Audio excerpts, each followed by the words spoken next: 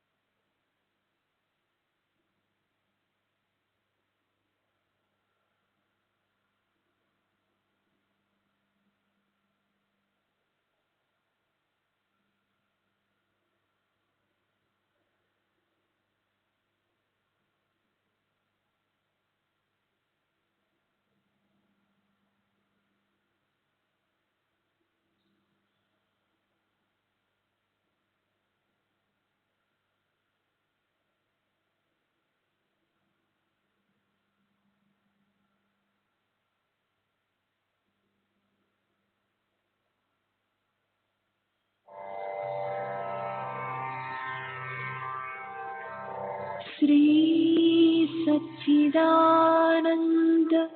सद्गुरु साईनाथ महाराज की जय। सद्गुरु श्री साईनाथुनि शरद बाबू जी की जय।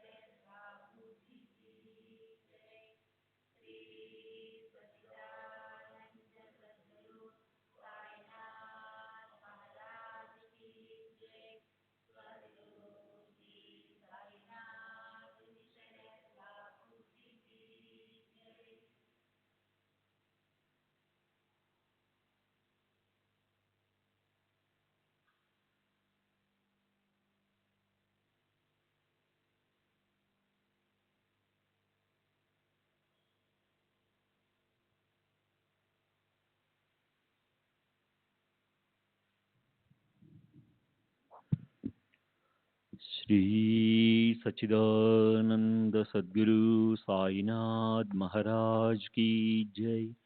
सद्गुरु श्री साईनाथ शरद बाबू जी की जय। శ్రీ సాయి భక్త అనుభవ సంహిత జీజీ నార్కే నిన్నటి తరువాయి. చాలా రోజుల తరువాత 1916లో షిరిడి వచ్చాను. వచ్చిన వెంటనే బాబాకు ఎవరెవరు ఏ ఏ సేవలు చేస్తున్నారనే విషయం విచారించాను. వామన్రావు పటేల్ బిఏ ఎల్ఎల్బి గ్రామంలో బాబా తరపున భిక్షకు వెళ్లి సేవ చేసుకుంటున్నట్లు తెలిసి కాస్త అసూయపడ్డాను. అలాంటప్పుడు నాకు మాత్రం ఆ సేవను ఎందుకు ప్రసాదించకూడదు అనే ఆలోచన కలిగింది. కానీ దానిని బయటకు వ్యక్తపరచలేదు. ఇంతలో బాబాను దర్శించే సమయం అయినందున బట్టలు మార్చుకునే వ్యవధి లేక నేను ధరించి ఉన్న సూటు, బూటు, ప్యాంటు, కోటు, హ్యాట్లతోనే మసీదుకి వెళ్ళి బాబాను దర్శించాను. వామన్రావుకు భిక్షాపాత్ర ఇచ్చి పంపమంటారా అని ఒక భక్తుడు అప్పటికే 3 సార్లు బాబాను అడిగాడు. ఉన్నట్టుండి బాబా నన్ను చూపుతూ, ఆ భిక్షా పాత్ర ఇతనికివ్వండి, ఈరోజు ఇతను భిక్షకి వెళ్తాడు అన్నారు. సూటు బూటుతోనే వెళ్ళి భిక్ష తెచ్చాను. నాకు ఆ సేవ లభించిన 4 నెలలు నేను మామూలుగా ధరించే బట్టలతో మధ్యాహ్నం భిక్షకు వెళ్ళేవాడిని. బాబా నన్ను ఈ సేవకు ఎందుకు ఎన్నుకున్నారో అని అందరూ ఆశ్చర్యపడేవారు. హృదయాంతర్యామి అయిన బాబా నా మనసెరిగి నాకు ఈ విధంగా సేవ చేసుకునే అవకాశం ప్రసాదించారు. బాబా తరపున మధ్యాహ్నం భిక్షకు వెళ్లే భాగ్యాన్ని వారు కొద్ది మందికి మాత్రమే ఇచ్చేవారు. అది 1917వ సంవత్సరం. పూనా ఇంజనీరింగ్ కాలేజీలో భూగర్భ శాస్త్రం బోధించేందుకు ఒక ప్రొఫెసర్ కావాలని పత్రికలో ప్రకటించారు. అది చూసిన వెంటనే ఆ ఉద్యోగానికి దరఖాస్తు చేయమంటారా అని బాబాని అడిగాను. వారు చేయమన్నారు. ఆ ఉద్యోగానికి సంబంధించిన వారిని కలుసుకోవడానికి పూనా వెళ్ళాను. అక్కడ ఎక్కువ మంది అభ్యర్థులు పోటీపడి పలుకుబడి కల వారి సిఫార్సులు తీసుకొని రావడంతో నా పరిస్థితి క్లిష్టమైంది. నేను షిరిడి నుంచి వచ్చిన తరువాత బాబా అక్కడున్న వారిని నార్కే ఎక్కడికి వెళ్ళాడు అని అడిగారు. నేను ఉద్యోగ ప్రయత్నం కొరకు పూనా వెళ్ళినట్లు చెప్పగానే ఆయన అల్లా అనుగ్రహిస్తారు అన్నారు. తరువాత నార్కేకు పిల్లలున్నారా అని బాబా విచారించగా నాకు చాలామంది పిల్లలు పుట్టారు కానీ ఎవరూ ఎక్కువ కాలం బ్రతకలేదని వాళ్ళు చెప్పారు. అప్పుడు కూడా బాబా అల్లా అనుగ్రహిస్తారు అని ఆశీర్వదించారు. 1918లో నాకు ఉద్యోగం వచ్చింది. 1919లో నా ఉద్యోగం పర్మనెంట్ అయింది. ఆ తర్వాత నాకు కలిగిన బిడ్డలందరూ క్షేమంగా ఉన్నారు. నాకు 4 కుమారులు ఉన్నారు. ఇవన్నీ బాబా కృపాశిస్సుల వలన మాత్రమే సాధ్యమయ్యాయి. శ్రీ సాయిబాబాను గురించిన ఎన్నో విషయాలు వారిని బాహ్యంగా మాత్రమే చూచిన వారెవరైనా సులభంగా చెప్పగలరు.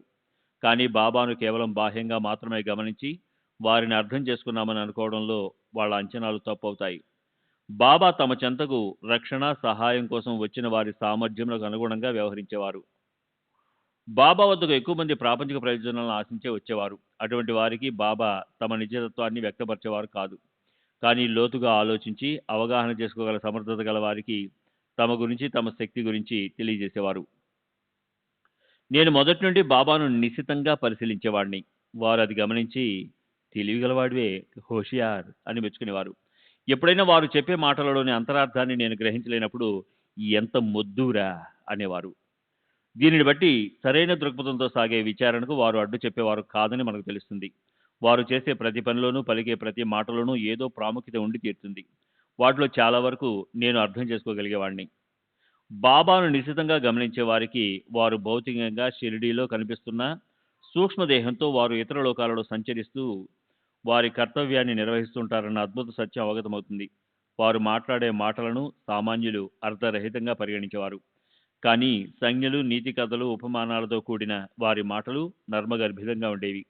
కనుక సామాన్యులు వారి మాటలలోని లోతును సరిగా అర్థం చేసుకోలేక యథాతథంగా తీసుకొని ఎవరికి తోచిన వ్యాఖ్యానాలు వారు చేసుకునేవారు. అంతేకాదు బాబాను ఒక లౌకికవాదిగాను అత్యాశ గలవానిగాను అపార్థం చేసుకునేవారు. ఉదాహరణకు ఒకసారి ఒక వ్యక్తి మసీదుకు వచ్చి బాబాను కొద్దిసేపు పరిశీలించాడు. బాబాపై అతని అభిప్రాయం ఏమిటో తెలుపమని అడిగాను. అతను నిరాశతో ఎల్లప్పుడూ డబ్బు గురించి మాట్లాడే సాధులను నేను ఎక్కడా చూడలేదన్నాడు. బాబా తరచుగా పైసా అనే పదాన్ని పుణ్యం అనే అర్థంలో మాట్లాడతారని అతనికి తెలియదు. బాబా మాటలను జాగ్రత్తగా పరిశీలించి విశ్లేషిస్తే వారు తత్వము, చర్యలు, శక్తి అద్భుతమైనవి. వారు తమ భక్తులను ఆదుకునే పద్ధతి, రక్షించే తీరు విలక్షణమైనవన్న నిర్ధారణకు వస్తారు.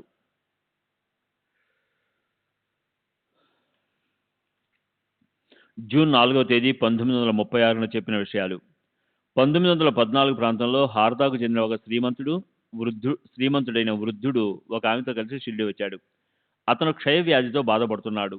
షిరిడి చేరిన ఒక నెలకు ఆరోగ్యం మెరుగవడంతో షిరిడినే తన నివాసంగా చేసుకున్నాడు. కానీ 2వ నెల చివరిలో అతని పరిస్థితి విషమించి మృత్యువు సమీపించినట్లు అనిపించింది. అప్పుడు బాబా దగ్గరికి వెళ్ళి సహాయం కోరేందుకు వారింట్లో మగదిక్కెవరూ లేనందువల్ల ఆయన ఇంట్లోని ఆడవాళ్లు, వాళ్ళ స్నేహితురాళ్ళు బాబాను అడిగి ఊది తెచ్చిపెట్టమని నన్ను అభ్యర్థించారు. నేను బాబా దగ్గరికి వెళ్ళి విషయం చెప్పి ఊది అడిగాను. బాబా, ఆ వృద్ధుడు ఈ ప్రపంచాన్ని వదిలి వెళ్ళడమే మంచిది, అతనికి ఊది ఏం చేయగలదు, అయినా వాళ్ళు అడుగుతున్నారు కాబట్టి తీసుకెళ్ళు అన్నారు. నేను ఊది తీసుకుని వాళ్ళకిచ్చాను. కానీ బాబా చెప్పిన విషయాలేవి వాళ్ళకి వెళ్ళడం. అతని పరిస్థితి మరింత విషమించింది.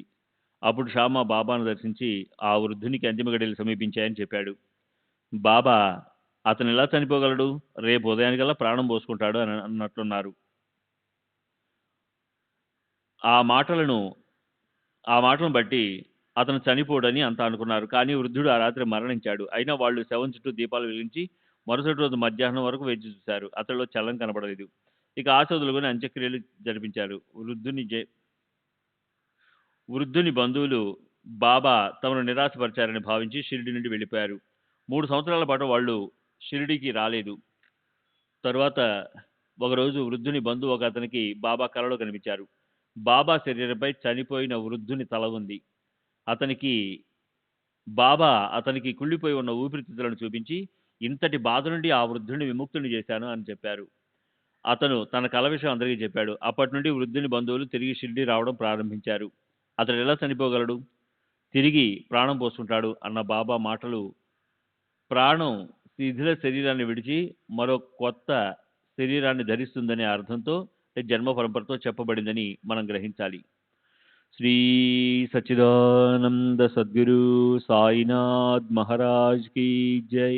सद्गुरु श्री साईनाथ शरद बाबू जी की जय.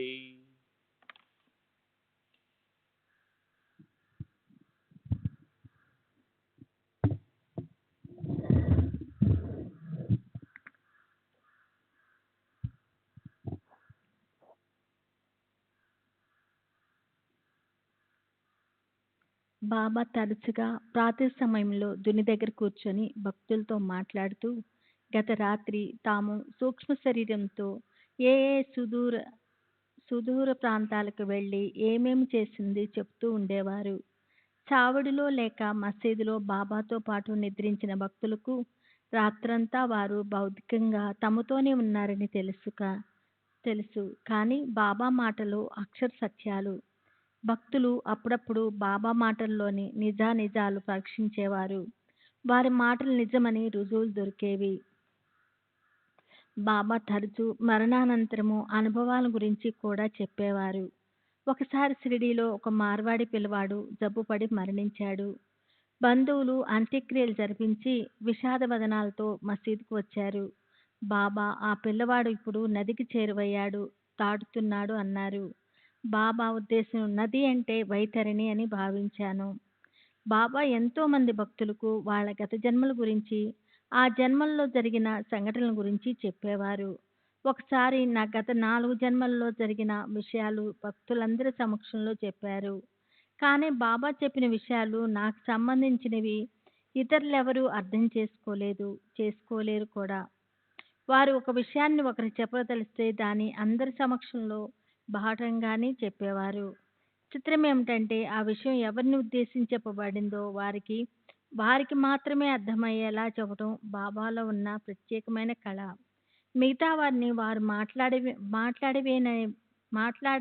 మాట్లాడినవేవి అర్థమయ్యేవి కావు. మరో ఆశ్చర్యకరమైన విషయం ఏమిటంటే, చిన్న చిన్న మాటలు, చర్యలతో బాబా ఒకేసారి అనేక మంది భక్తులకు ప్రయోజనాన్ని చేకూర్చగలరు. శ్రీ సాయిబాబా అదృశ్య శరీరంతో విశ్వాంతరాళాలలో పర్యటించి అక్కడ విషయాలను నియంత్రించేవారు. వారు భూత భవిష్యత్తులను ఒకేలా చూసేవారు. పై విషయాల వల్ల బాబా యొక్క నిజతత్వం బోధపడుతుంది. బాబా సర్వంతర్యామి అని, సర్వవ్యాపకుడని, సృష్టి ఆది నుండి అంతం వరకు ఉంటారని వారు అప్పుడప్పుడు పలికే మాటల వల్ల మనం గ్రహించవచ్చు. వారు ఒక్కోసారి నీవెక్కడున్నావు, నేనెక్కడున్నాను, ఈ ప్రపంచం ఎక్కడుంది అని పలికేవారు. మరోసారి తమ దేహాన్ని చూపిస్తూ, ఇది నా ఇల్లు, నేనిక్కడ లేను, నా ముర్షద్ అంటే గురువు నన్ను ఈ దేహం నుండి ఏనాడో విడుదల చేశాడు అనేవారు. భౌతిక దేహంతో షిరిడిలో సంచరిస్తున్నప్పుడు కూడా వారు ఆ దేహానికి పరిమితమై లేరు. సాయిబాబా సజీవంగా ఉన్నారు. వారు అప్పుడు ఉన్న చోటే ఇప్పుడు ఉన్నారు. నిజానికి అప్పుడు కూడా ఇప్పుడున్న చోటే ఉన్నారు అన్నది వాస్తవం. శ్రీ సాయిబాబా ఈ లోకంలోనూ ఇతర లోకాల్లోనూ తాము నిర్వహించే విధులను గురించి అరుదుగా చెప్తుండేవారు. అంతేకాక గతించిన వారి ఆత్మల స్థితిగతులను కూడా తమ అదుపాజ్ఞల్లో ఉంచుకున్నానని చెప్పడం ద్వారా ఈ జగత్తుపై తమ గల ఆధిపత్యాన్ని తెలియజేసేవారు. బాబా ఎప్పుడూ అసత్యం పలికేవారు కాదు, అర్ధరహితంగా మాట్లాడేవారు కాదు. వారి పద్ధతులను గురించి బాగా ఎరిగిన వారు మాత్రమే వారి మాటలను, చర్యలను అర్థం చేసుకోగలిగేవారు. అది కూడా ఎవరిని ఉద్దేశించి పలికారో వారు మాత్రమే అర్థం చేసుకోగలరు. ఉపదేశము, మంత్రతంత్రాలు మొదలైనవి. సాయిబాబా ఏనాడు మంత్రం కానీ, తంత్రం కానీ, ఉపదేశం కానీ ఇవ్వలేదు. మరెవరికైనా ఉపదేశించినట్లు కూడా నేనెరుగను. మాధవరావు దేశపాండే అంటే శ్యామ నాకొకసారి క్రింది సంఘటన గురించి చెప్పాడు. రాధాబాయి దేశ్ముఖ్ అనే భక్తురాలు బాబాను దర్శించి వారి నుండి ఉపదేశం పొందాలని షిరిడీ వచ్చి కొంతకాలం వేచి ఉంది. బాబా ఏమీ ఉపదేశించకపోవటంతో ఆమె ఆహారం తీసుకోవటం మానివేసి ఉపదేశం ఇచ్చేంత వరకు నిరాహారిగా ఉండాలని సత్యాగ్రహం ప్రారంభించింది. అలా 4 రోజులు గడిచాయి. ఆమె పద్ధతికి శ్యామ జాలిపడి బాబా దగ్గరికి వెళ్ళి ఆమెకేదైనా దేవుని పేరు మంత్రంగా చెప్పమని, దానిని ఆమె మంత్రోపదేశంగా భావించి జపం చేసుకుంటూ గడుపుతుందని చెప్పాడు. బాబా ఆమెను తమ దగ్గరికి పిలిపించుకొని, అమ్మా, నా గురువు నాకు ఏ మంత్రమూ ఉపదేశించలేదు. అలాంటప్పుడు నేను నీకేమి ఉపదేశించగలను? నా గురువు ఎంత శక్తిమంతుడంటే వారి ముందు నిలబడటానికి కూడా వణికిపోయేవాణ్ణి. నా గురువు అందించిన సహాయము అదృశ్యంగా, నిగూఢంగా ఉండేది. అది వాచా బోధించింది కాదు. మేము చెవిలో ఏదీ ఉపదేశించము. మీ కణాల ఇనజారా గురు నవే. ఉపదేశమివ్వటం మా పద్ధతి కారు. మా సాంప్రదాయమే వేరు. అమ్మాయిచ ఘరానే నిరాలే ఆహేద్ అని పలికారు. శ్రీ సాయిబాబా ఎన్నడూ ఉపన్యాసాలు, ప్రవచనాలు చేయలేదు. ఎప్పుడైనా సందర్భానుసారము అలతి అలతి పదాలతో, చిన్న చిన్న వాక్యాలతోనే అద్భుతమైన ఆధ్యాత్మిక సత్యాలను వెల్లడించేవారు. పరిశీలనా దృష్టితో చూస్తే భక్తులు బాబా పలికిన కొద్ది మాటలను వారికి తోచిన విధంగా సిద్ధాంతీకరించుకునేవారు. అందువల్ల బాబా సిద్ధాంతం, పద్ధతి ఇది అని ఏ భక్తుడు మొండిగా వాదించడానికి వీలు పడేది కాదు. జీవిత లక్ష్యము, పురుషార్థము. మోక్షమే లక్ష్యమని బాబా ఎవరికైనా చెప్పారా? పోనీ వివేక వైరాగ్యాలను అలవర్చుకోమని చెప్పారా? అలాంటి మాటలు వారి నోటి గుండా నేనెప్పుడు విని ఎరగను. భగవంతుని చేరటమే లక్ష్యము. 7 సముద్రాల లోకాలను దాటి దేవుని చేరుకోవాలి. అల్లా మిళనారా 7 సముద్ర నిహాల కర్ణ. భవబంధాలను దాటిపోవాలి. వేడ్ పార్ కర్ణ అనేవారు. బాబా ఎన్నడూ మాయా, ప్రపంచము, మిథ్య వంటి సిద్ధాంతాల గురించి మాట్లాడలేదు. ఇహపర లోకాలు సత్యాలను గ్రహించి ఆ రెంటిలోనూ సాధ్యమైనంత లబ్ధిని పొందాలని చెప్పేవారు. కర్మ, పునర్జన్మ. కర్మ సిద్ధాంతము, పునర్జన్మల గురించి బాబా పలుమార్లు ప్రస్తావిస్తుండేవారు. మంచి విత్తనం నాటితే ఈ జన్మలోనూ మరు జన్మలోనూ మంచి ఫలాన్ని పొందుతాము అన్న సత్యమే వారు చెప్పే కథల్లో అంతర్లీనంగా ఉండేది. వారు తరచూ ఎందరో భక్తుల గత జన్మల వృత్తాంతాలను, అప్పుడప్పుడు కొందరి భక్తుల రాబో జన్మల గురించి చెప్పేవారు. బాబాతో ఉన్న వారెవరికీ పరలోకాల ఉనికి గురించి కానీ, ఈ జన్మలో చేసిన పాపపుణ్యాల ఫలితాలు ఆ లోకాల్లో అనుభవించే విషయం కానీ, మరణించిన తర్వాత మన అస్తిత్వం గురించి కానీ ఎట్టి సందేహం ఉండేది కాదు. ఇవన్నీ హిందూ మత విశ్వాసాలకు, సిద్ధాంతాలకు సంబంధించిన విషయాలు. శ్రీ సచ్చిదానంద సద్గురు సాయినాథ్ మహారాజ్ కీ జై. సద్గురు శ్రీ బాబూజీ కీ జై.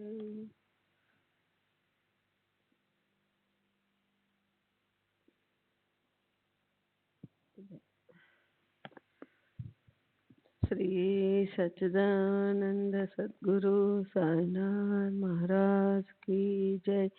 సద్గురు శ్రీ సాయినాథుని శరత్ బాబూజీకి జై.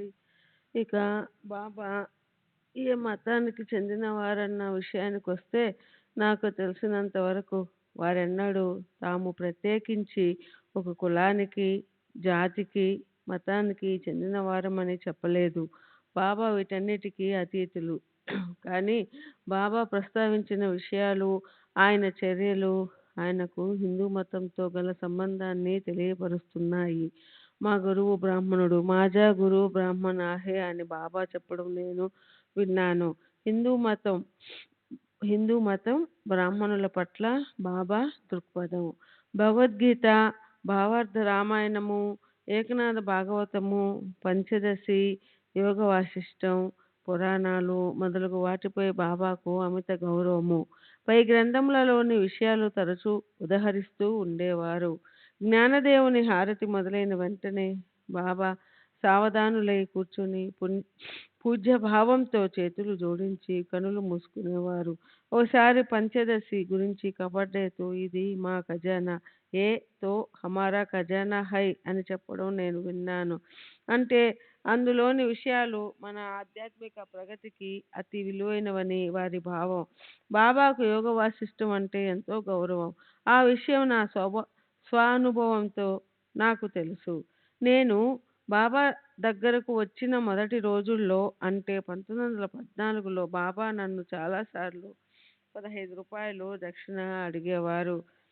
నా దగ్గర డబ్బు లేదని ఆయనకు బాగా తెలుసు. అందుకని ఒకసారి ఆయన సన్నిధిలో నేను ఒక్కడినే ఉన్నప్పుడు, బాబా నా దగ్గర పైకం లేదని మీకు తెలుసు కదా, అయినా 15 రూపాయలు దక్షిణ ఇమ్మని అడుగుతారెందుకు అని అడిగాను.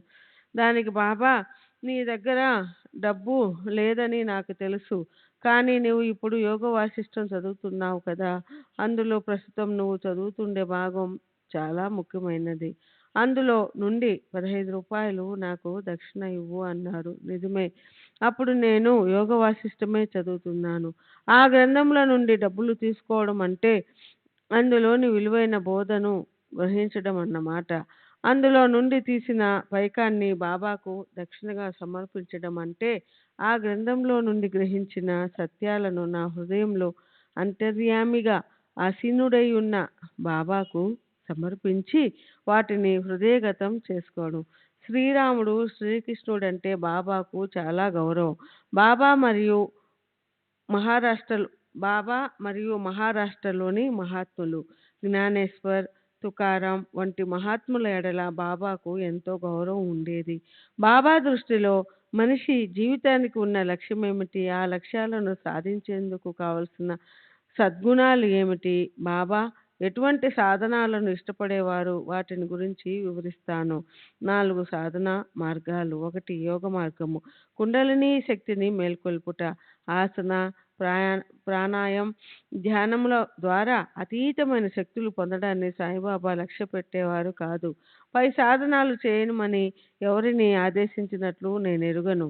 పైగా ప్రాణాయామం ద్వారా సాధన చేసేవారు కూడా చివరకు ఆధ్యాత్మిక పురోగతి కోసం నా దగ్గరకు వచ్చి తీరవలసిందే అని బాబా చెప్పడం నేను స్వయంగా విన్నాను. 2. కర్మ మార్గము. సమాజంలో ఉంటూనే కర్మ మార్గాన్ని అనుసరిస్తూ దేన్నైనా సాధించవచ్చునని తమ ఆచరణ ద్వారా సాయిబాబా నిరూపించారు. వారు స్వయంగా గోధుమలు విసిరేవారు. సన్యసించి సమాజానికి దూరంగా వెళ్ళడాన్ని, భిక్ష చేసి జీవించడాన్ని బాబా ఆమోదించేవారు కాదు. తమ కొద్దిపాటి ఆహారం కొరకు బాబా పరిమితంగా భిక్ష చేసేవారు. అలాగే వారు దక్షిణ అడగడం వెనుక అనేక కారణాలున్నా ప్రధానమైనది మాత్రం రుణానుబంధ విముక్తే. గృహస్థాశ్రమంలోనే ఉంటూ ఆధ్యాత్మిక ప్రగతి సాధించవచ్చునని, సన్యసించిన అవసరం లేదని వారు చెప్పేవారు. నన్ను, వామనరావును భిక్షకు పంపింది మాకు వినయ విధేయతలతో గురువును స్మరించుకునే భాగ్యం చేసేందుకే. బాబా వాచ చెప్పకపోయినా విచక్షణ లేని యాచన మంచిది కాదని, దీని వలన ఆర్జించిన పుణ్యమంతా తరిగిపోతుందని వారు భావించేవారని నా అభిప్రాయం. ఓసారి ఓ భక్తుడు బాబాను, మీరెందుకు దక్షిణ అడుగుతున్నారు అని అడిగాడు. దానికి బాబా, నేనందరినీ దక్షిణ అడుగుతున్నానా? ఆ ఫకీరు అంటే దేవుడు ఎవరిని అడగమని సూచిస్తారో వారిని అడుగుతాను అని బదులిచ్చారు. అంతేకాక బాబా నిర్ణీత మొత్తం మాత్రమే అడిగేవారు. వారు అడిగిన పైకం కన్నా ఎక్కువ ఇస్తే దానిని స్వీకరించేవారు కాదు. బాబా దక్షిణ అడిగితే ఇచ్చేందుకు ఎవరు నిరాకరించరు. కొన్ని సందర్భాలలో వారు దక్షిణ అడిగితే అది ఆ భక్తుడిని అక్కడి నుండి వెళ్ళిపోమ్మని కానీ, లేక ఎవరినైనా వెళ్ళి కలవమని కానీ సూచించేది. శ్రీ సచ్చిదానంద సద్గురు సాయినాథ్ మహారాజ్ కీ జై. సద్గురు శ్రీ సాయినాథ్ శరత్ బాబు మూడు కీ జై. 3. జ్ఞాన మార్గము. ఉపనిషత్తులు, బ్రహ్మసూత్రములు మొదలైన గ్రంథముల అధ్యయనం ద్వారా ఆత్మవిచారణం చేయడమే జ్ఞాన మార్గం అయితే అది కూడా పద్ధతి కాదు. బాబా తమ అభీష్టాన్ని ఎప్పుడూ వ్యక్తపరచలేదు. అయితే తమ భక్తులు తమంతట వారుగా అవ్వాలని బాబా ఆకాంక్ష అని బాబా ఆచరణ ద్వారా భక్తులు గ్రహించాలి. వారి జ్ఞానము అనుభవము నిత్య సత్యములు ఈ లోకానికే కాక ఇతర లోకాలన్నింటికీ వ్యాపించి ఉన్న వారి వెనుక భూత భవిష్యత్ వర్తమానాలకు కూడా విస్తరించి ఉంటుంది. వారు అనేక ఆకర్షణల మధ్య నివసిస్తూనే వాటన్నింటినీ అతీతులై ఉండేవారు. బాబా ఆచరించి చూపిన నిష్కామ కర్మ వైరాగ్యాలే ఎవరైనా భగవంతుని వైపు నడిపిస్తాయి. భక్తి మార్గము ఇతర మహాత్ముల వలె సాయిబాబా కూడా భక్తి మార్గమునే బోధించారు. భక్తి మార్గంలో దేవునికి అనన్యంగా ప్రేమించుట, సేవించుట, ఆజ్ఞాపాలన మొదలైనవి ప్రధానాంశములు. గురుభక్తి ద్వారా దైవభక్తిని పెంపొందించుకోవాలని బాబా ఆచరించి ప్రబోధించిన మార్గం విశిష్టమైనది. గురువునే దైవంగా భావించి గురువులోనే భగవంతుని చూస్తూ గురువు ద్వారానే దైవాన్ని చేరుకుంటూ గురువే దైవం అని గుర్తించటం భక్తి మార్గం. బాబా యొక్క గురువు వృత్తాంతం ఎవరికీ తెలియదు. నా గురువు బ్రాహ్మణుడు, మాజే గురువు బ్రాహ్మణ హే అని బాబా చెప్పటం నేను విన్నాను. నిజమైన బ్రాహ్మణులపై బాబాకు గౌరవం ఉండేది. బ్రాహ్మణులు వారి సత్కర్మల వలన ఎక్కువ పైసలు సంపాదిస్తారు అని బాబా చెప్పేవారు. పైసా అంటే పుణ్యమని వారి భావం. శిష్యులకు భక్తులకు తేడా ఉంది. గురువు తన శిష్యునితో సన్నిహిత సంబంధం కలిగి ఉండి అతని బాధ్యతలన్నీ భరిస్తాడు. కానీ భక్తునితో గురువుకు అలాంటి బంధం ఉండదు. అతను చేసే పాపకర్మలను భరించవలసిన అవసరం ఉండదు. శిష్యుడు తన గురువును సేవించుకుంటూ వారి ఆజ్ఞలు శిరసావహించి తూచా తప్పకుండా పాటించాలి. బాబాకు శిష్యులెవరూ లేరు. శిష్యులు ప్రసక్తి తెచ్చినప్పుడు బాబా ఎవరు నా శిష్యుడని చెప్పటానికి సాహసించగలడు? నేను నా గురువును సేవించినట్లు ఎవరైనా నన్ను తృప్తికరంగా సేవించగలరా? నా గురువును సమీపించడానికే నేను వణికిపోయేవాడిని అనేవారు. శ్రీ సచ్చిదానంద సద్గురు సాయినాథ్ మహారాజ్ కీ జై.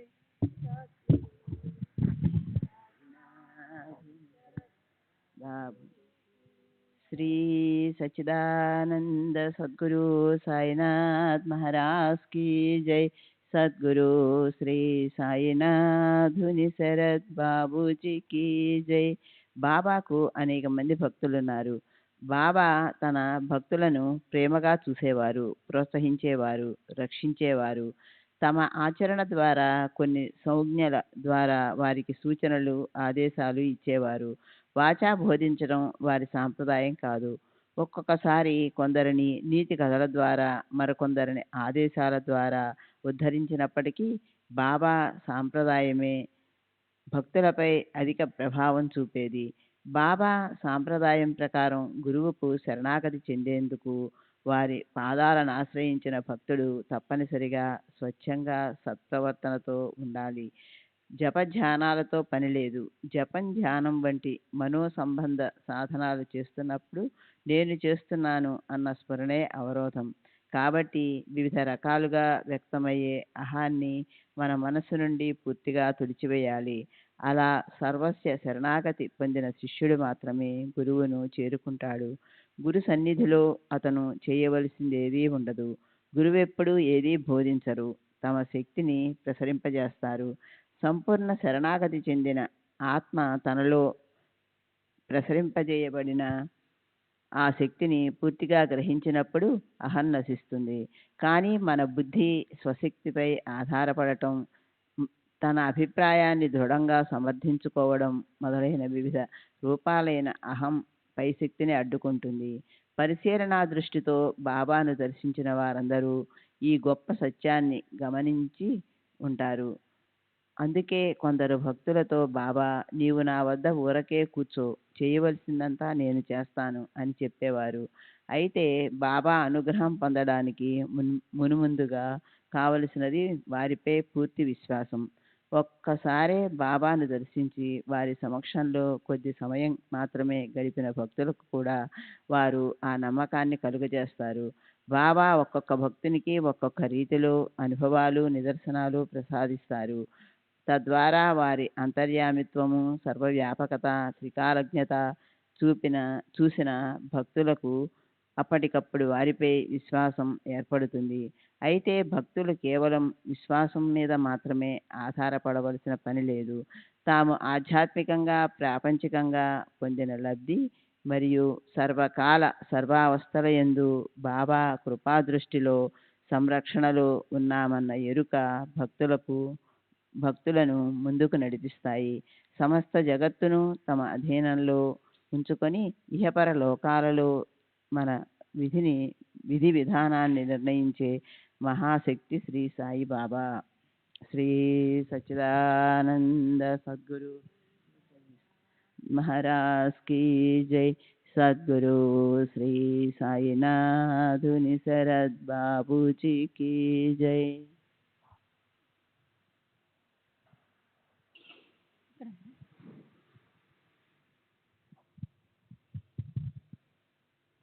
श्री सच्चिदानंद सद्गुरु साईनाथ महाराज की जय।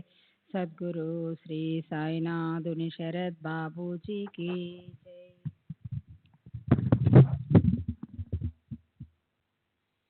కాబట్టి గురువు యొక్క కృపకు పాత్రుడయ్యేందుకు భక్తునికి ముందుగా కావలసిన సత్ప్రవర్తన, పవిత్రత, నిరాడంబరత, సద్బుద్ధి, ఆపై ప్రగాఢ విశ్వాసంతోనూ నిష్కపటంతోనూ మెలిగి గురువు ప్రసాదించు అనుభవాల సోపానాలను అధిరోహిస్తూ ఆధ్యాత్మిక ప్రగతిలో ఉన్నత శిఖరాలను చేరుకోవాలి. నేను ఒక్క అడుగు ముందుకు వేయగలిగితే చాలు అనే దృక్పథమే సరైనది. అంతేకాని మన జీవిత గమ్యం కొరకు తత్వశాస్త్రం, వేదాంత విచారం మొదలైన జటిలమైన సిద్ధాంతాలను పరిశోధించవలసిన అవసరం లేదు. వాటిని పరిష్కరించుకోవటానికి కావలసిన సమర్థత మనకు లేదు. గురువే మనల్ని ఉద్ధరించి అపారమైన జ్ఞానాన్ని, సత్యాన్ని గ్రహించే శక్తిని అనుగ్రహించి భద్రంగా మనల్ని గమ్యానికి చేరుస్తారు. పైన చెప్పిన విషయాలన్నీ బాబా ఏకధాటిగా చెప్పలేదు. బాబా ఆచరణ, వారు భక్తులతో వ్యవహరించిన పద్ధతులు, అప్పుడప్పుడు వారి నోటి నుండి వెలువడిన మాటలు మొదలైన వాటి నుండి నేను గ్రహించిన విషయాలను సంకలనం చేశాను. నా అభిప్రాయం ప్రకారం ఏ విషయాలను ఆస్వాదించి ఆనందించాలో, వేటిని విడిచిపెట్టాలో తెలుసుకోకుండా కేవలం వివేక వైరాగ్యాలను గురించి చర్చించడం బుద్ధిహీనత. ఆచరణ, అనుభవం లేకుండా కేవలం పుస్తక పరిజ్ఞానంతో మాట్లాడడం ఆత్మ వంచనేగాక ఇతరులను కూడా వంచడమే అవుతుంది. నేను కుక్కలోనూ, పందిలోనూ, పిల్లిలోనూ ఉన్నాను అని బాబా అన్నప్పుడు వారు ఆయా ప్రాణులలో తామే ఉన్నట్లు అవి పొందే అనుభవాలను గూర్చి పలికేవారిని తెలుస్తుంది. కొందరు ఈ విషయాన్ని మేము భగవద్గీతలో చదివాము కాబట్టి దానిని నిజమని నమ్ముతాం అని చెప్తారు. కానీ ఏ విషయాన్నైనా అనుభవించి తెలుసుకోకుండా చెబితే అది వంచనే అవుతుంది. శ్రీ సచ్చిదానంద సద్గురు సాయినాథ్ మహారాజ్ కీ జై. సద్గురు శ్రీ సాయినాథుని శరద్ బాబూజీ కీ జై. బాబా యొక్క గొప్పతనము, వారి నిజతత్వము నాకు ఒక సంఘటన ద్వారా క్షుణ్ణంగా అర్థమైంది. భక్తులు భావిస్తున్నట్లు బాబా దైవమని నేను నా అనుభవాల ద్వారా తెలుసుకున్నాను. కానీ వారు భౌతిక దేహం ధరించి కొన్ని పరిమితులకు లోబడి మానవ మాతృని వలె కూడా మెలుగుతున్నారు కదా. అందువల్ల వారిలో దైవత్వం, మానవత్వం రెండూ సమ్మిళితమై ఉంటాయి అన్న నా అభిప్రాయంతో షిరిడీలో ఉన్న కొందరు మిత్రులు ఏకీభవించలేదు. వారికి బాబా దైవ స్వరూపులే. శ్రీకృష్ణుడు ద్వారకలో ఉన్నప్పుడు ఆ ద్వీపంలో 6 కోట్ల మంది నివసించేవారని భక్తులు చెప్పారు. నేను దానిని ఖండించి అది వాస్తవం కాదని, ఇప్పటి విశాల భారతదేశంలోని జనాభా 33 కోట్లు మాత్రమే అయినా జనం ఒకరి మీద ఒకరు నడుస్తున్నట్లు ఉంటుంది. అలాంటప్పుడు ఆ ద్వీపంలో అంతమంది ఉండటానికి అవకాశమే లేదని చెప్పాను. నా వాదన భక్తులకు నచ్చలేదు. ఈ విషయం బాబా చెబితే నమ్ముతావా అని వాళ్ళు నన్ను అడిగారు. నమ్ముతానని చెప్పాను. అందరం కలిసి బాబా దగ్గరికి వెళ్ళాము. మాధవరావు మరికొందరు భక్తులు బాబాని ఈ విషయం అడిగారు. భక్తులు, బాబా, పురాణాలు నిజమేనా? బాబా, నిజమే. భక్తులు, శ్రీరాముడు శ్రీకృష్ణుడి గురించి మీ అభిప్రాయం ఏమిటి? బాబా, వారు గొప్ప మహాత్ములు, భగవంతుని అవతారాలు. భక్తులు, నార్కే వీటిని నమ్మడం లేదు. మీరు దేవుడు కాడని కూడా అంటున్నాడు. బాబా, అతను చెప్పింది నిజమే. నేను మీ తండ్రిని. మీరెలా మాట్లాడకూడదు. మీరు మీ సకల శ్రేయస్సును నా నుండి పొందాల్సి ఉంది. ఈ విధంగా బాబా తమ పరిమితులను అంగీకరించారు. భక్తుల అనుభవంలో బాబా సాక్షాత్తు భగవంతుడే. అందులో ఏమాత్రమూ సందేహం లేదు. అది భక్తుల అనుభవం. అయితే బాబా ఏనాడు తాను భగవత్ స్వరూపుడననే చెప్పుకోలేదు. బాబా తమ దైవత్వాన్ని స్వార్థ ప్రయోజనాలకు ఉపయోగించలేదు. సాంఘిక నైతిక ధర్మాలను అతిక్రమించలేదు. వారెప్పుడూ గౌరవప్రదమైన వస్త్రధారణ ప్రవర్తన కలిగి ఉండేవారు. వారు స్త్రీలతో ముక్తసరిగా ఉండేవారు.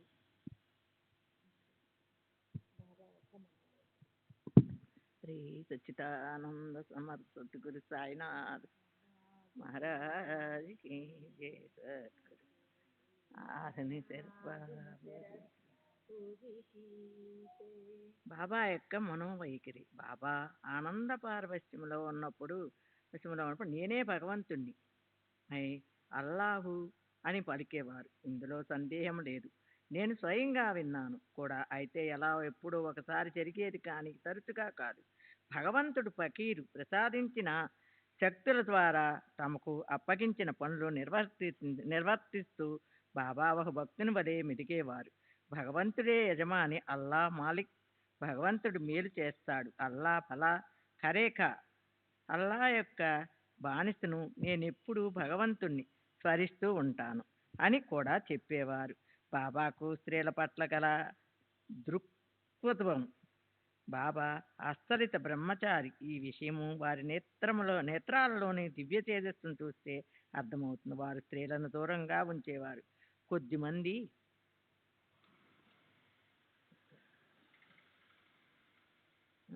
కొద్దిమంది మహిళను మాత్రమే తమ పాదసేవ చేసుకునేందుకు అనుమతించేవారు. అది పగటిపూటే. బాబా వస్త్రధారణ శరీరాన్ని ప్రదర్శించిన రీతిలో గౌరవప్రదంగా ఉండేది. శ్రీ సచ్చిదానంద సమర్థ సద్గురు సాయినాథ్ జై. సద్గురు శ్రీ సాయినాథుని శరత్ బాబూజీ కీ జై. బాబా యొక్క విశిష్ట స్వభావము. బాబా ఎల్లప్పుడూ నిష్పక్షపాతంగా వ్యవహరించేవారు. వారు రాజును, పేదను సమదృష్టితో చూసేవారు. ఎందరో ధనవంతులు, పరపతి గల ఉద్యోగులు, అధికారులు వారిని దర్శించడానికి వచ్చేవారు. కానీ బాబా వారికి ఎలాంటి ప్రత్యేకత చూపేవారు కాదు. బాబా తమ దగ్గరికి వచ్చే భక్తుల అంతరంగాలను, నిజతత్వాన్ని చూసేవారే గాని వారి బాహ్యాన్ని చూసేవారు కాదు. ఒకసారి బాబా ఒక పేదవానిని శ్లాఘిస్తూ, అతని వద్ద చాలా పైసలున్నాయి అని చెప్పడం గమనించాను. అంటే అతనెంతో పుణ్యాత్ముడని వారి భావం. కఠిన న్యాయం. బాబా వంటి మహనీయుల గొప్పతనాన్ని వారి చుట్టూ ఉన్న వ్యక్తుల గుణగణాలను బట్టి నిర్ధారించడం సరికాదు. ఉదాహరణకు, బాబా వద్దకు దుండగులు, అత్యాసపరులు, వేశ్యలు, రకరకాల పాపాలు చేసిన వారు ప్రాపంచిక ప్రయోజనాలను ఆశించి వస్తూ ఉంటారు. శ్రీ సచ్చిదానంద సద్గురు సాయినాథ్ మహారాజ్ కీ జై. సద్గురు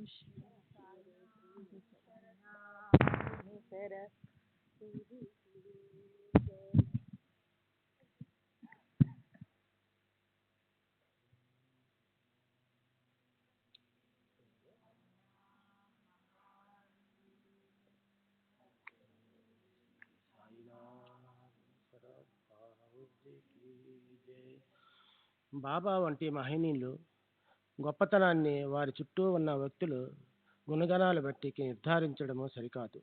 ఉదాహరణకు, బాబా వద్దకు దుండగులు, అత్యాసపరులు, వైశ్యులు, రకరకాల పాపాలు చేసిన వారు ప్రాపంచిక ప్రయోజనాలను ఆశించి వస్తూ ఉంటారు. వాళ్ళు బాబా సన్నిధినికి ఉపయోగపెట్టుకొని ఉన్నత ఉన్నతి ఉన్నతి సాధించలేకపోయి వెళ్ళిపోయి నరక కూపంలోని పడి బాధపడుతున్నారు. వాళ్ళు కర్మకు వాళ్ళని విడిచిపెట్టేవారు. బాబా న్యాయము కఠినమైనది. గర్భములో అడ్డము తిరిగితే బిడ్డనైనా సరే కోసి బయటికి తీయవలసిందే అని అంటారు బాబా. భయంకర అంటువ్యాధుల బారిన పడిన వాళ్ళలో ఆ రోగాలకు కారణమైన శక్తులతో కూడా బాబా ఎంతో ధైర్యంగా మెలిగేవారు. ఆ వివరాలకు మనకు తెలియవు, కానీ బాబాకు పూర్తిగా తెలుసును. ఆరోగ్యం పట్ల తెలుసుకోవలసిన కనీస జాగ్రత్తలను కూడా లక్ష్య పెట్టక వ్యాధిగ్రస్తులపై బాబా చూపే ప్రేమ, ఆదరణ భక్తుల్లోని వారిపై సంపూర్ణ విశ్వాసాన్ని కలిగిస్తుంది. నాకు తెలిసిన ఇలాంటి ఒక సంఘటనను వివరిస్తాను. బాబాకు ప్రతి దినము షిరిడీలోని ఒక హల్వా దుకాణదారుడి నుండి మిఠాయి నైవేద్యముగాన్ని పంపబడేది. 1916వ సంవత్సరంలో షిరిడీలో ప్లేగు బాగా ప్రబలి ఉంది. ఆ దుకాణదారుడు ప్లేగు బారిన పడి మరణించాడు. ఆ సమయమనక బాబా నన్ను ఆ దుకాణదారునికి వెళ్ళి మిఠాయి తీసుకొని రమ్మని అడిగారు. విలపిస్తున్న ఆ దుకాణదారునికి భార్య దగ్గరికి వెళ్ళి బాబా ఆదేశాన్ని తెలియజేశాను. తన భర్త శవాన్ని చూపుతూ తీసుకోదలిస్తే అల్మారా నిండా మిఠాయిని తీసుకోవచ్చని ఆమె చెప్పింది. దానివలన నేను మిగిలిన వారు ప్లేగు బారిన పడతామేమని భయంతో వణికిపోతూనే మిఠాయి తీసుకొచ్చాను. దాన్ని నైవేద్యముగా పెట్టి అందరికి పంచాను. బాబా నాతో, నీవు షిరిడీలో ఉంటే మరణిస్తావనికి, షిరిడీ విడిచి వెళ్తే సురక్షితంగా ఉంటావని అనుకుంటున్నావా? కానీ అలా జరగదు. మరణించవలసిన వారే మరణిస్తారు, రక్షింపబడిన వారు రక్షింపబడతారు అన్నారు. షిరిడీలో కలరా వ్యాధి వ్యాపించి ఉన్నప్పుడు కూడా బాబా నాకు ఇలాగే ధైర్యం చెప్పారు. కుష్ఠరోగులు బాబా పాదాలను మర్దన చేసేవారు. వాళ్ళలో ఒకరికి వ్యాధి నయమై ఆరోగ్యవంతులయ్యాడు. బాబా ఒక కుష్ఠరోగినికి దుని నుండి ఊది తీసి భక్తులకు పంచేమనేవారు. కుష్ఠరోగితోనే వ్యాధిగ్రస్తులకు నోట్లో నుండి ఊది వేయించేవారు. అయినప్పటికీ నాకు తెలియనంత వరకు ఎవరికి ఏ ఆపద సంభవించలేదు. శ్రీ సచ్చిదానంద సద్గురు సాయినాథ్ మహారాజ్ కీ జై. సద్గురు శ్రీ సాయినాథ్ श्री सच्चिदानंद सद्गुरु साईनाथ महाराज की जय. सद्गुरु श्री साईनाथ शरद बाबू जी की जय. S B Dhumal October 16, 1936 Nashik, October 28, 1936 Shirdi. Rao Bahadur S B Dhumal B A LLB pleader, వయస్సు 63 సంవత్సరములు, బ్రాహ్మణుడు, నాసిక్. బాబాతో మీ అనుభవాలు ఏమిటి అని మీరు అడిగిన ప్రశ్నకు నేను ఏమి సమాధానం చెప్పగలను? ఒకటా రెండా? ప్రతిరోజు ప్రతిక్షణము బాబా నాకు అనుభవాలను ప్రసాదిస్తూనే ఉన్నారు.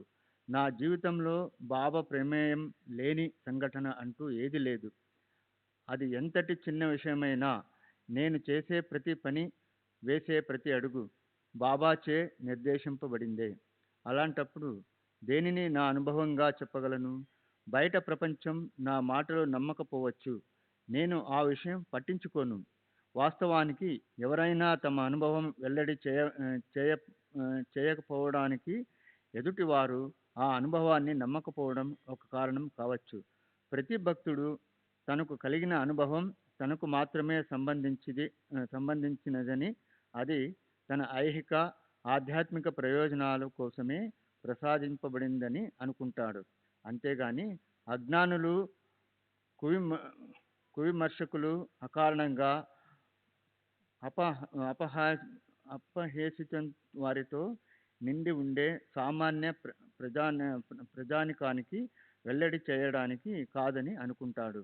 అయితే పట్టుదల గల చరిత్రకారులు తాము రాస్తున్న గ్రంథాలకు మెరుగులు దిద్దుకోవడానికి భక్తుల అంతరంగిక రహస్యాలను అనుభవాలను వెలికి తీసేందుకు తీవ్రంగా ప్రయత్నిస్తుంటారు. కానీ గోప్యంగా ఉంచుకున్న తన అనుభవం వ్యక్తం చేసేటప్పుడు ఆ అనుభవం యొక్క జీవము సారము నాశనమైపోతుందని భక్తుడు భావిస్తాడు. శరీర ధర్మ శాస్త్రజ్ఞుడు ప్రాణమున్న జీవిని అణువును పరీక్షించదలిచి తనకు కావలసిన భాగాలను కోసి మైక్రోస్కోప్లో పెట్టి పరీక్షిస్తాడు. ఆ ప్రక్రియలోనే జీవి యొక్క ప్రాణం పోతుంది. చివరకు అతను పరీక్షించేది నిర్జీవ పదార్థాన్ని. బాబాను గురించి తెలుసుకోవాలంటే స్వయంగా బాబా ఇచ్చే అనుభవాలను పొంది తెలుసుకోవడమే ఉత్తమమైన మార్గం. బాబా ఎక్కడికి వెళ్ళలేదు. వారు ఇప్పటికీ జీవించే ఉన్నారు. మహాసమాధి ముందు కన్నా ఇప్పుడు తమ కర్తవ్యాన్ని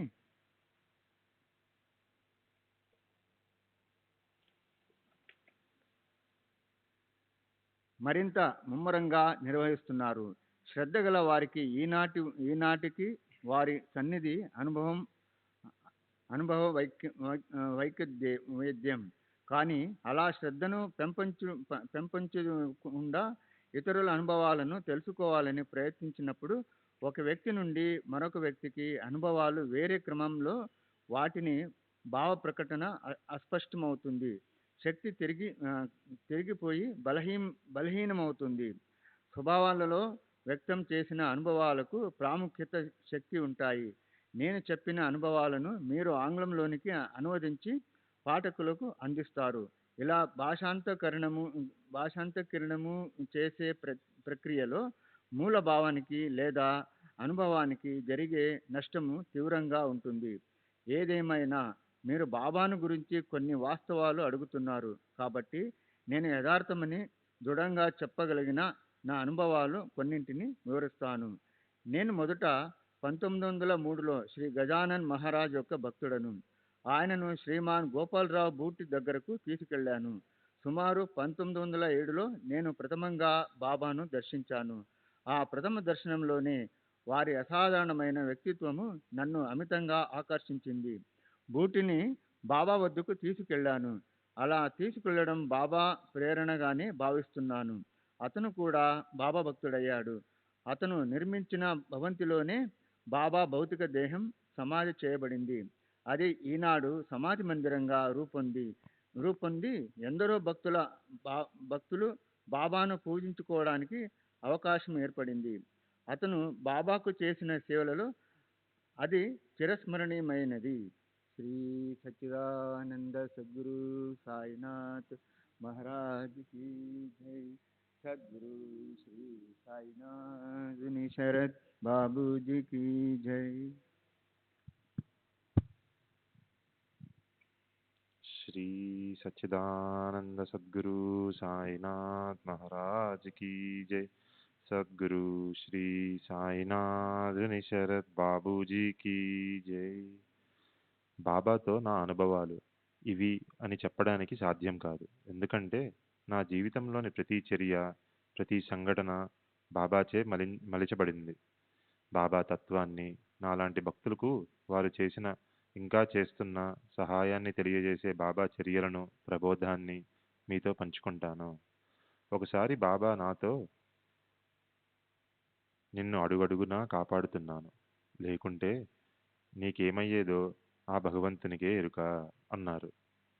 అది అతిశయోక్తి కాదు. మరోసారి మేమిద్దరమే ఉన్నప్పుడు బాపు, నాకు రాత్రంతా నిద్ర పట్టలేదు. బాబా నన్ను బాపు అని పిలిచేవారు. నేను ఎందుకు బాబా?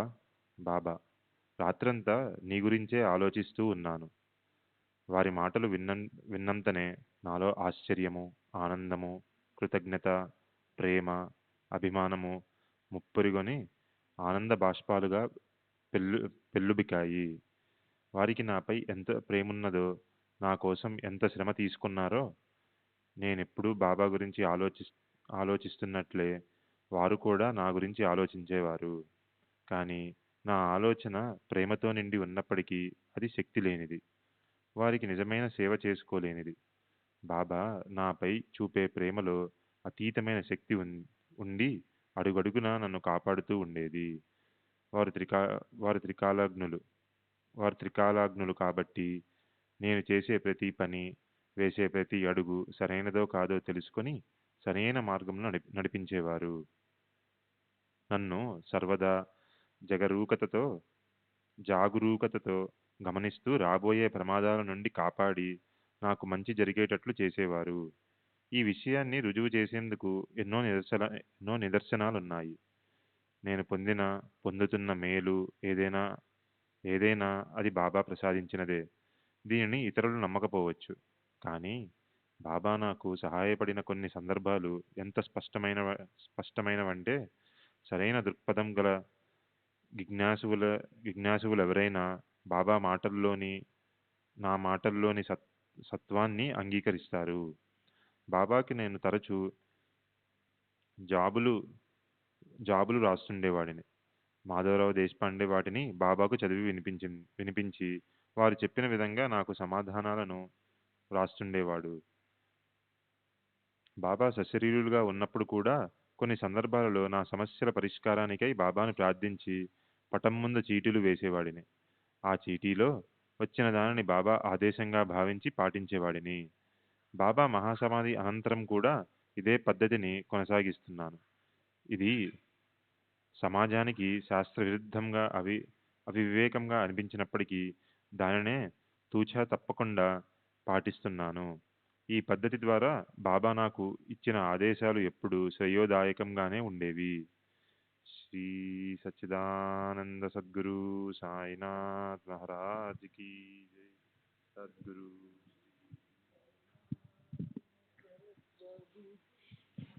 జై. శ్రీ సచ్చిదానంద గురు సాయినాథ్ మహారాజ్ కి జై. సద్గురు శ్రీ సాయినాథుని శరత్ బాబుజీకి జై. ఆరోగ్యపరమైన విషయాలు. నాసిక్ మెయిన్ రోడ్డులోనున్న మా పూర్వీకులు ఇంట్లోనే నా జీవితాంతం నివసించారు. ఒకసారి నాసిక్లో ప్లేగు వ్యాధి ప్రబలింది. మా ఇంట్లో కూడా వచ్చిన ఎలుకలు కనిపించాయి. వెంటనే ఈ విషయము ఉత్తరం ద్వారా బాబాకు తెలియజేశాను. నేను బాబా ఆదేశం లేనిదే ఏ పని చేసేవాడిని కాదు. సదా వారి రక్షణలో ఉన్నందువలన వారి సమాధానం వచ్చే వరకు ఆ ఇంట్లోనే గడపడము క్షేమమని భావించి అక్కడే ఉన్నాను. నేను వేసే ప్రతి అడుగులోనూ తాము మార్గదర్శకత్వం వహిస్తున్నామని బాబా చెప్పే ఉన్నారు. నాకు బాబా మాటలపై సంపూర్ణ విశ్వాసం ఉంది. నాసిక్లోని ఇతర ప్రదేశాలలోనూ జరగబోయే సంఘటనలు సర్వము బాబాకు తెలుసు. ఒక పసిబిడ్డలా బాబాపై ఆధారపడిన నాకు ఎటువంటి హాని కలగకుండా కాపాడుతారన్నది నా నమ్మకము. గత 29 సంవత్సరాలుగా నేను వారిపై పెట్టుకున్న ఈ నమ్మకము ఏ ఒక్క విషయంలోనూ వమ్ము కాలేదు. ఆ ఇల్లు విడిచి వేరే ఇంటికి మారిపోమ్మని బాబా నుండి సమాధానము రావడంతో నాసిక్లోని మరొక బంగళాకు నివాసము మార్చాను. కానీ ఆ బంగళాలో చేరిన రాత్రే నా సోదరుని కుమారునికి పడక దగ్గర చచ్చిన ఎలకలకొకటి కనిపించింది. ఈ విషయాన్ని బాబాకు మళ్ళీ ఉత్తరం ద్వారా తెలియచేస్తూ తిరిగి మరో ఇంటికి మారమంటారేమో తెలుపమని కోరాను. ఈసారి మారవద్దని బాబా నుండి సమాధానం వచ్చింది. డాక్టర్లు స్నేహితులు బంగళాలో ఉండటం క్షేమం కాదని వేరే ఇంటికి మారిపోమ్మని సలహా ఇచ్చారు. కానీ నాకు బాబా మాటే వేదవాక్యము. వారి కృప నాపై ఉన్నంత వరకు ఏ ఆపద సంభవించదని నా నమ్మకం. అందువల్ల ఎవరి సలహాలు పాటించకుండా అక్కడే నివసించసాగాను. శ్రీ సచ్చిదానంద సద్గురు సాయినాథ్ మహారాజ్ కి జై. సద్గురు శ్రీ సాయినాథ్ శరత్ బాబుజీ కి జై. ఇలా కొన్ని రోజులు గడిచిన తరువాత పనివాళ్ల గదుల్లోనూ ఇంటి లోపల బయట ఆవరణలోనూ చచ్చిన ఎలుకలు ఎన్నో కనిపించాయి. చివరకు మేము త్రాగడానికి, వంటకు ఉపయోగించే మంచినీటి బావిలో కూడా చచ్చిన ఎలుక కనిపించింది.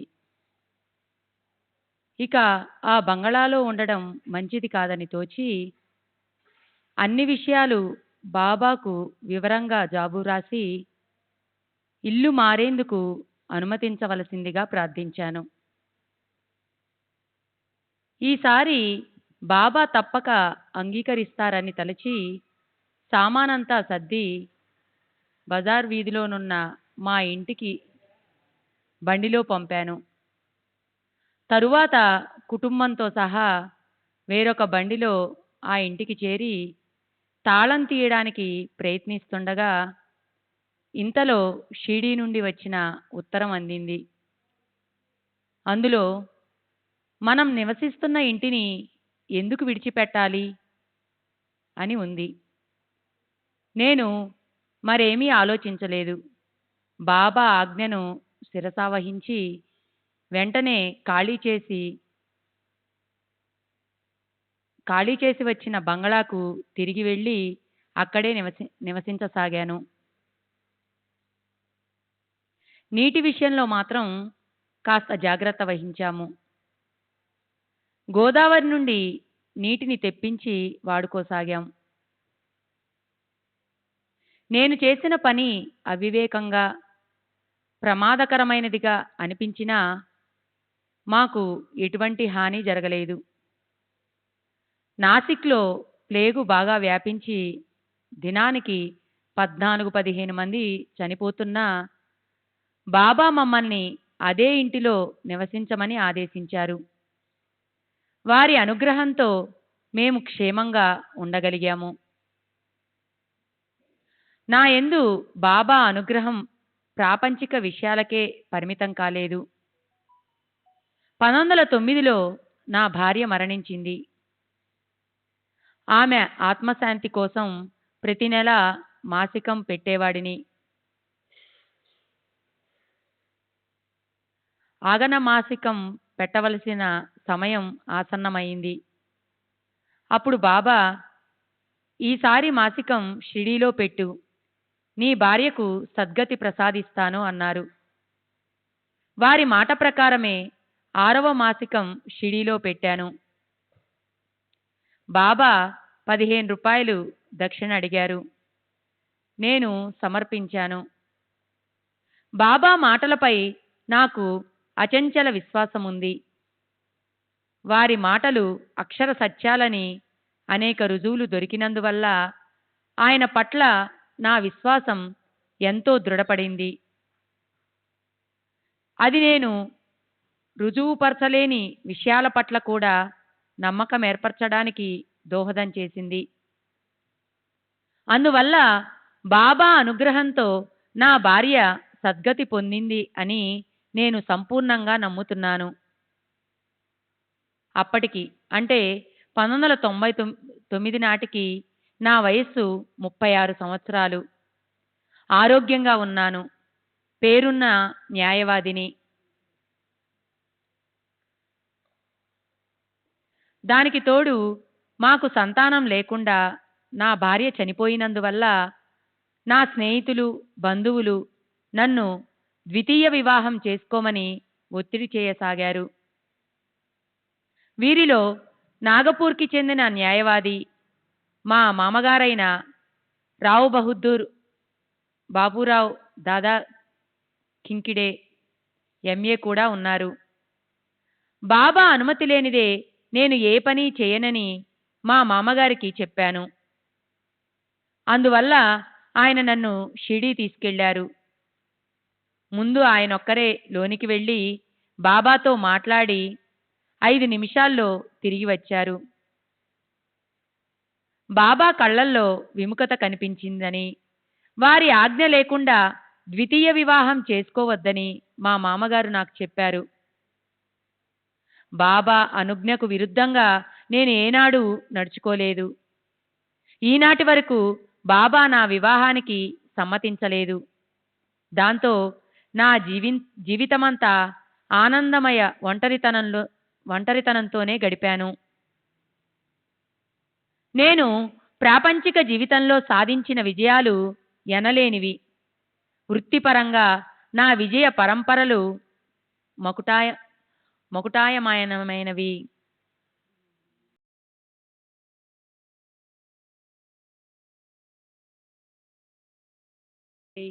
సద్గురు శ్రీ సాయినాథుని శరత్ బాబూజీకి జై.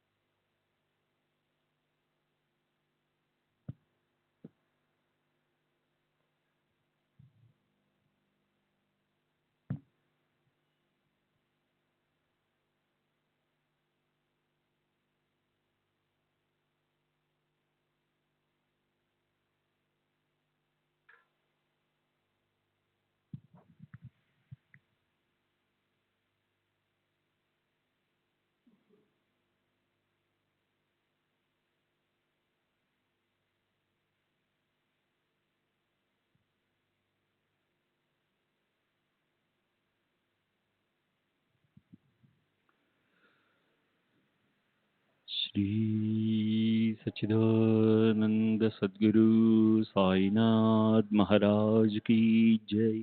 सद्गुरु श्री साईनाथ शरद बाबू जी की जय. साई रहम नजर करना, बच्चों का पालन करना. साई रहम नजर करना, बच्चों का पालन करना. जाना तुमने जगत पसार, सब ही झूठ जमाना. जाना तुमने जगत पसार, सब ही झूठ जमाना. साई रहम नजर करना, बच्चों का पालन करना. साई रहम नजर करना, बच्चों का पालन करना. मैं अंधा हूँ बंदा आपका, मुझसे पथ दिखलाना. मैं अंधा हूँ बंदा आपका, मुझसे पथ दिखलाना. साई रहम नजर करना, बच्चों का पालन करना. साई रहम नजर करना, बच्चों का पालन करना. दासगणों कहे अब क्या बोलूं, थक गई मेरी रसना.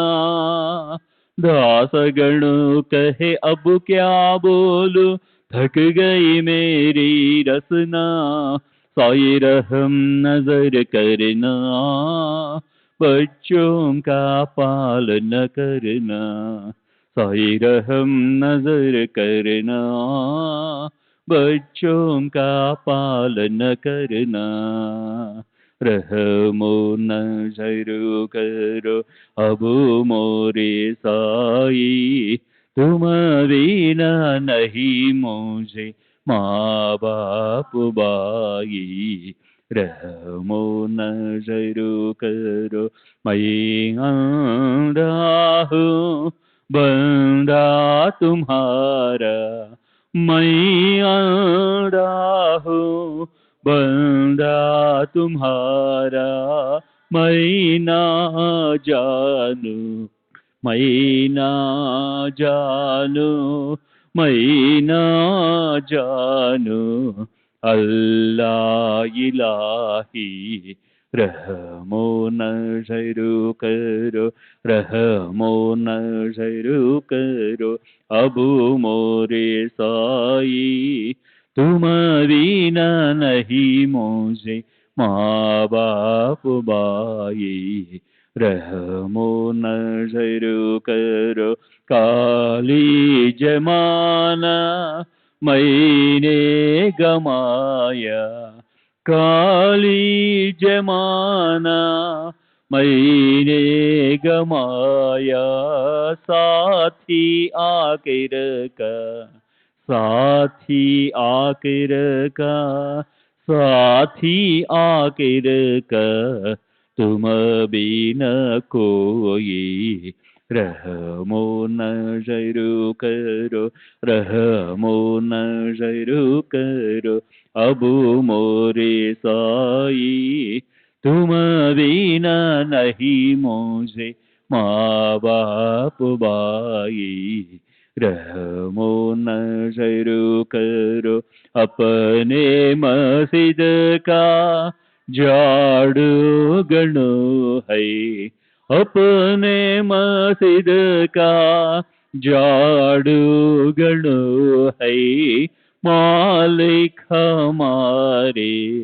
मालिक हमारे मालिक हमारे तुम बाबा साई रहमो नजरो करो रहमो नजरो करो अबू मोरे साई तुम बिना नहीं मुझे माँ बाप बाई रहमो नजरो करो। श्री सच्चिदानंद सद्गुरु साईनाथ महाराज की जय। सद्गुरु श्री साईनाथ निशरद बाबू जी की जय।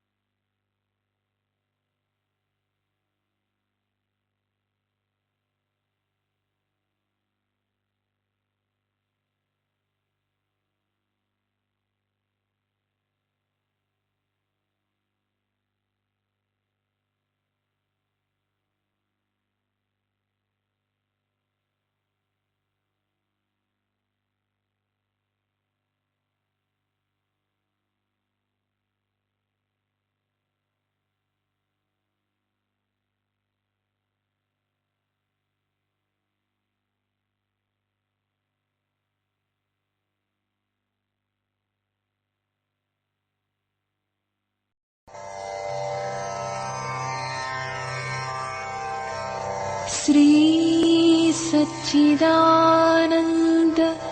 सद्गुरु साईनाथ महाराज की जय। सद्गुरु श्री साईनाथुनि शरद बाबू जी की जय।